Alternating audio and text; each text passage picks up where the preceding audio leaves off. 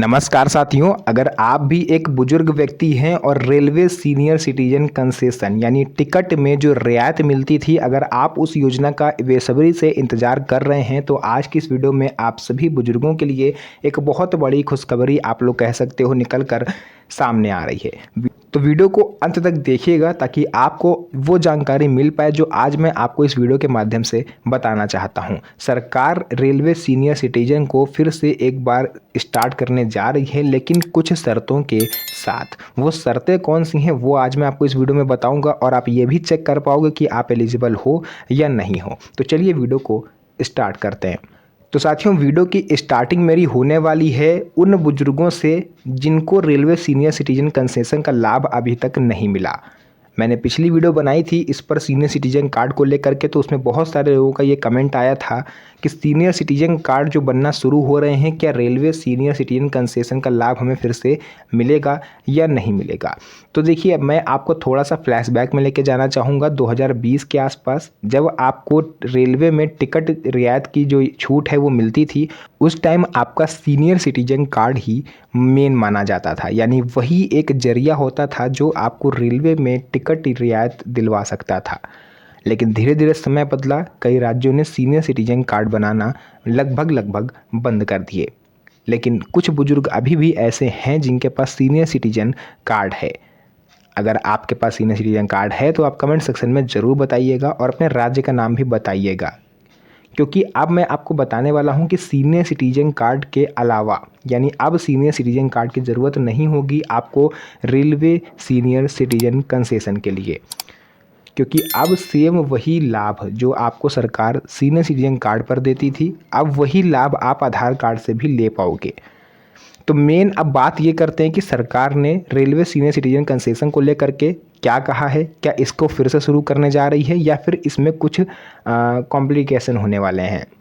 तो कॉम्प्लिकेशन तो देखिए इसमें होंगे, क्योंकि सरकार की ओर से यानी रेल मंत्रालय की ओर से जो रेल मंत्री हैं अश्विनी वैष्णव, उन्होंने ये क्लियर कह दिया है कि हम बुजुर्गों को रेलवे सीनियर सिटीजन कंसेशन फ़िलहाल दे नहीं सकते। लेकिन आपको मैं ये भी बताना चाहूँगा कि जो नेता प्रतिपक्ष राहुल गांधी हैं, उन्होंने डायरेक्ट सवाल करा था अश्विनी वैष्णव से, जो रेल मंत्री हैं, कि आप रेलवे सीनियर सिटीजन कंसेशन दोबारा शुरू क्यों नहीं कर रहे। अब विपक्ष का इतना प्रेशर पड़ा तो सीधी सी बात है, सरकार को झुकना पड़ा। सरकार ने एक नया फॉर्मूला निकाल लिया है आपको रेलवे सीनियर सिटीजन कंसेशन का लाभ देने के लिए। सरकार का मानना ये है कि हम चलो बुजुर्गों को छूट देंगे, लेकिन बुजुर्गों को भी कुछ कॉम्प्रोमाइज़ करना होगा। यहाँ तक आपको बात में समझ में आई।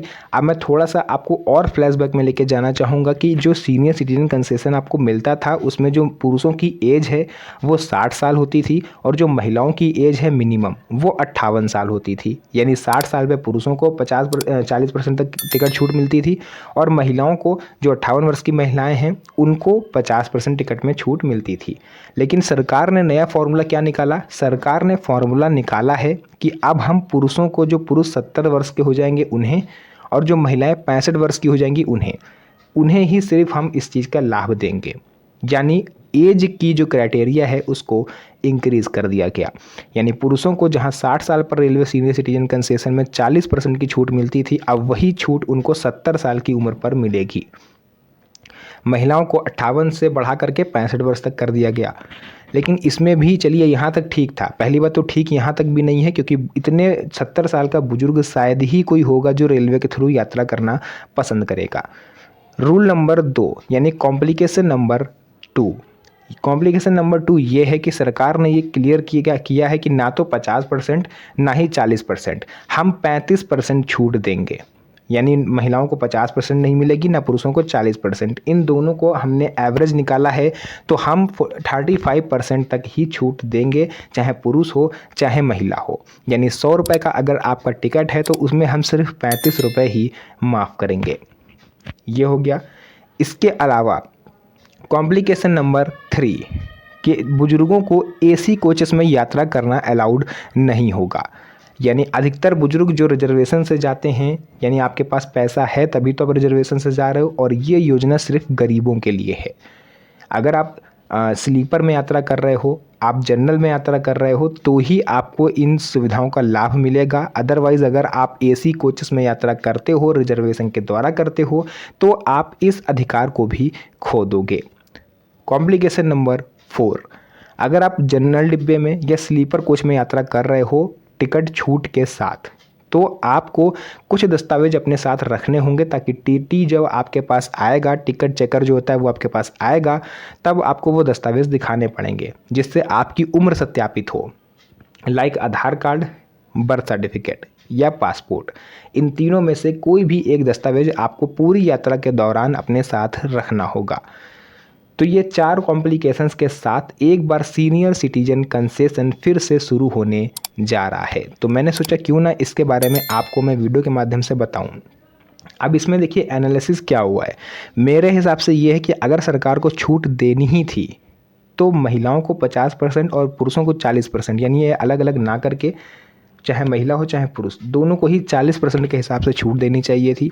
और इस पर पाबंदियां नहीं होनी चाहिए कि आप एसी कोच में यात्रा ना करो, आप यहाँ यात्रा ना करो। यानी बुजुर्गों का जहाँ मन होगा वो उस कोच में यात्रा करेंगे। सरकार कौन होती है तय करने वाली कि आप एसी कोच में यात्रा करोगे या स्लीपर कोच में यात्रा करोगे, है ना। रिजर्वेशन आपको देना है तो पूरी ट्रेन में दीजिए, यानी जनरल डिब्बा हो चाहे एसी कोच हो। आपके पास कहने को भी हुआ कि हम रेलवे में बुजुर्गों को आरक्षण दे रहे हैं, लेकिन क्या आरक्षण आप दे रहे हो। कोई बुजुर्ग व्यक्ति है 70 साल का, क्या वो जनरल डिब्बे में यात्रा कर पाएगा? इतनी भीड़ भाड़ में वो यात्रा कर पाएगा?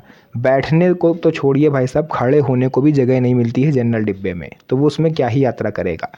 तो इस चीज़ को सरकार को थोड़ा सा सोचना चाहिए और पुरानी तरीके से जैसे रेलवे सीनियर सिटीजन कंसेशन होता था ठीक वैसे ही लाभ दिया जाना चाहिए।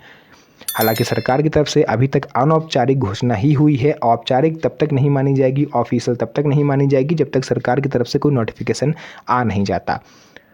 तो जो भी चीज़ें थी आपको मैंने पूरा क्लियर बताया है। अगर आपको चाहिए, आपको लगता है कि जैसे ही सरकार की तरफ से कोई ऑफिशियल नोटिफिकेशन आए उस पर मैं विस्तार से वीडियो बनाऊं आप लोगों के लिए, तो जल्दी से चैनल को सब्सक्राइब कर लीजिए, वीडियो को लाइक कर दीजिए, ताकि आने वाली मेरी किसी भी नई वीडियो की जानकारी आप तक पहले पहुंच सके। तो फिर से मुलाकात होगी आप सभी से एक और नई मज़ेदार वीडियो में। तब तक के लिए वीडियो को लाइक करिए, चैनल को सब्सक्राइब करिए, वीडियो को ज़्यादा से ज़्यादा अपने दोस्तों के साथ शेयर करिए। तो मिलते हैं आप सभी से नेक्स्ट वीडियो में एक और इंटरेस्टिंग मज़ेदार वीडियो में। तब तक के लिए धन्यवाद। जय हिंद।